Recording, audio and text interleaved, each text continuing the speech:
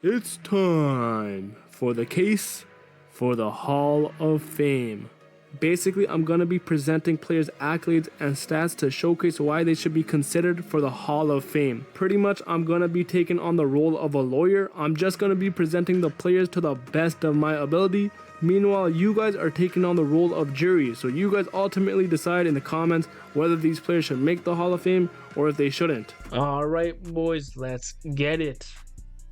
We got part 3 class. We got John Wall, Brook Lopez, Al Horford, DeMarcus Cousins, and Drew Holiday. For today, case 1, we got John Wall, Hall of Fame probability of 32.39%. He's an All-NBA, 5-time All-Star, 1-time All-Defense, over 5,700 assists, ranking him at 47th all-time, 364 playoff assists, ranking him at 103rd all-time, over 1,000 steals, putting him at 163 all-time, 64 playoff steals, ranking him at 233 all-time, 8 triple-doubles, ranking him at 75th all-time, and he has a 50-plus point game, putting him at 76th all-time. He's one of 18 players with 5,700 assists, 1,000 steals, and 5 All-Star appearances. The other 16 of these guys are Hall of Famers, and the other one is Kyle Lowry, who already has a case for himself in a previous video. He's one of 22 players with 5+ All-Star appearances, a 1 All-Defensive selections, and 8 triple-doubles. 19 of those guys are Hall of Famers. The other 2 are Jimmy Butler, who also has a case for himself in a previous video, and Joel Embiid, who I might get to in a future video.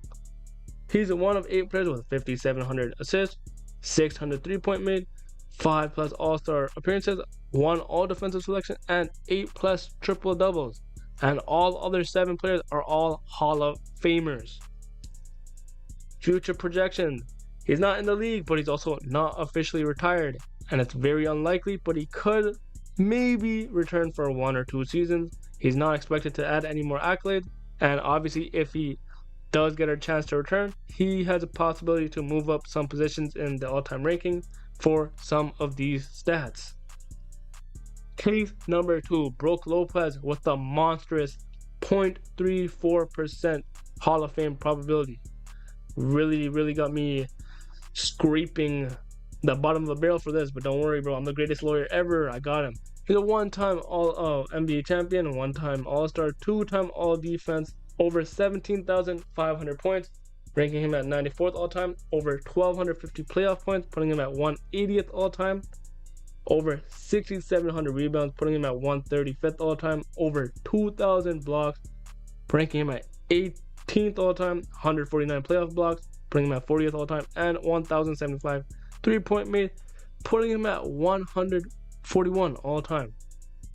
His main case, man, he's one of 1 player with 700 3-point made and 1,500+ blocks. And keep in mind, this guy has 1,000 3-point made and 2,000 blocks. So if a guy ever reaches that, I could just boost up these other parts of the stats to keep him a 1 of 1 player. He's one of 10 players with 600 steals, 2,000 blocks, and an NBA championship. All other 9 players are all Hall of Famers. He's also one of 24 players with 17,000 points, 6,000 rebounds, and 2+ All-Defensive selections. 22 of those guys are Hall of Famers, and the other one is Clifford Robertson, who I should probably make a case for as well in a future video. Future projection. So he could play 2 to 4 more seasons. He still averages around 30 minutes a game at the age of, I believe, like 30 something, like late 30s. He could probably play 2 to 4 more seasons as maybe like a bench role. He's not expected to add any more accolades, with the exception of maybe another championship. We'll see how the Bucks are looking. I don't know if they're going to go into a rebuild. And he might move up some positions in the all-time ranking for some stats. Case number 3, Al Horford with the Hall of Fame probability of 23.78%. An NBA champion, 1-time All-NBA, 5-time All-Star, 1-time All-Defense. Over 14,700 points, putting him at 165 all-time. 2,353 playoff points, ranking him at 51 all-time, just shy of 9,000 rebounds, putting him at 59th all-time, 1,300 blocks, putting him at 52nd all-time, and 243 playoff blocks, putting him at 14th all-time. His main case, he's one of 17 players with 14,000 points, 1,300 blocks, and 5+ All-Star appearances. All other 16 players are all Hall of Famers. He's one of 4 players with 900 3-point made, 8,000 rebounds, 800 steals, and an NBA championship. The other 3 are all Hall of Famers, those guys being LeBron, Dirk Nowitzki, and Jason Kidd. And he's also one of 2 players with 1,500 playoff rebounds, 200 playoff blocks, and 100 playoff 3-point made. The other guy is also a Hall of Famer, and he's LeBron. He's pretty good at basketball. I don't know. So as future projections, we could expect like maybe 1 or 2 more seasons. He's not really expected to add any more accolades, with the exception of maybe another championship. Obviously, the Celtics are going to be contending every year. He might move up some positions in the all-time ranking for some of those stats. Case for DeMarcus Cousins with a Hall of Fame probability of 1.5%. He's a 2-time All-NBA, 4-time All-Star, 1-time Olympic gold medalist. Over 12,800 points, putting him at 243rd all-time. 6,664 rebounds, putting him at 142nd all-time.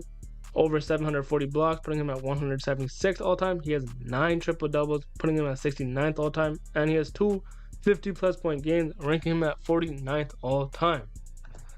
His main cases, he's one of 13 players with 6,500 rebounds, 800 steals, 700 blocks, 400 3-point made, and 2+ All-NBA selections. And 11 of those guys are Hall of Famers, with the exception of Shawn Marion, who I would probably put into a future case for Hall of Fame video. He's also one of 14 players with 6,500 rebounds, 400 3-point made, 4 All-Star selections, and 9 triple-doubles, where all other 13 players are all Hall of Famers. Future projections, there are none because he's already announced his retirement. Case number 5, Jrue Holiday, with a Hall of Fame probability of 1.67%. He's a 2-time champion, 2-time All-Star, 6-time All-Defense, and 2-time gold medalist. This guy is a winner. That's what the resume says. All he does is win. 16,400 points, putting him at 115th all-time. Over 6,400 assists, putting him at 34th all-time. 597 playoff assists, putting him at 49th all-time. Just shy of 1,500 steals, putting him at 57th all-time. And over 1,500 3-point made, putting him at 46th all-time.